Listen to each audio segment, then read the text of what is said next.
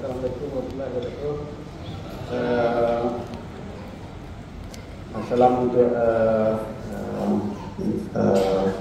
Bapak yang ada di hadir di acara di Padang, kepada ini Mama, Lama, Cedek Pandai, satunya yang hadir dengan mengikuti dari awal tadi dialog awal tentang kabur Pak nih. Enggak nih.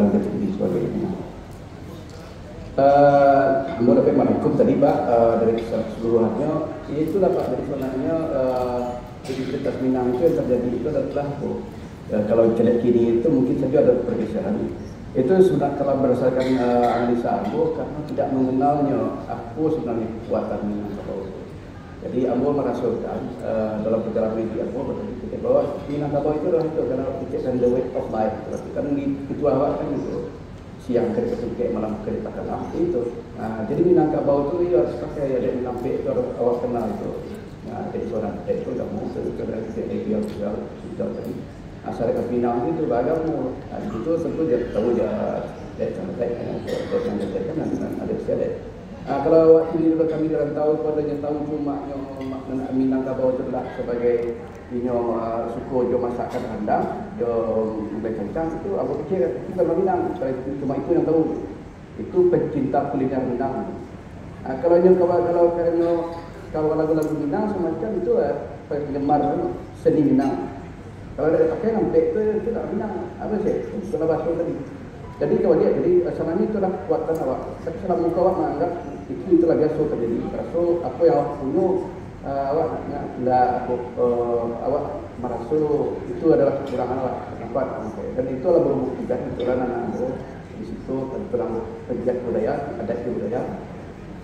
Namanya pedagangsi budaya yang ada di situ. Anak-anak generasi kedua di Amerika dan pertama ada kerjasama dengan Sulawesi Tenggara dan Novian di situ. Ini kami buat program itu namanya di Asmat Awrak, jadi exchange program virtual. Artinya lah terjadinya dialektika antara generasi muda Minang yang dirantau dan ada yang kampung itu.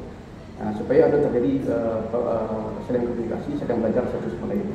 Jadi bahasa itu penting. Kebetulan Ambo bisa membuktikannya bahasa Minang itu bahasa awak sendiri, filsafat itu dalam agama itu adalah ma'rifat, no? Kalau dalam bekerja dalam ilmu pengetahuan kan filsafat atau dalam ilmu kan. Jadi dalam itu jo kebetulan anak mengambil kuliah di bidang tersebut ini membawa makalah tentang women right in Minangkabau perspektif. Ternyata kan saya dengan Cebia Taufik tadi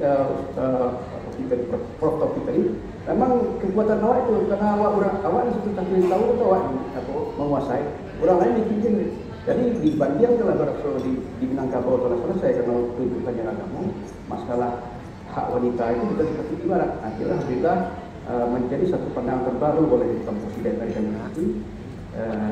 Alhamdulillah itu diterima. Kemudian juga masalah etnologi musik. Jadi yang dibahas itu bukan musik barat, tapi musik Minangkabau.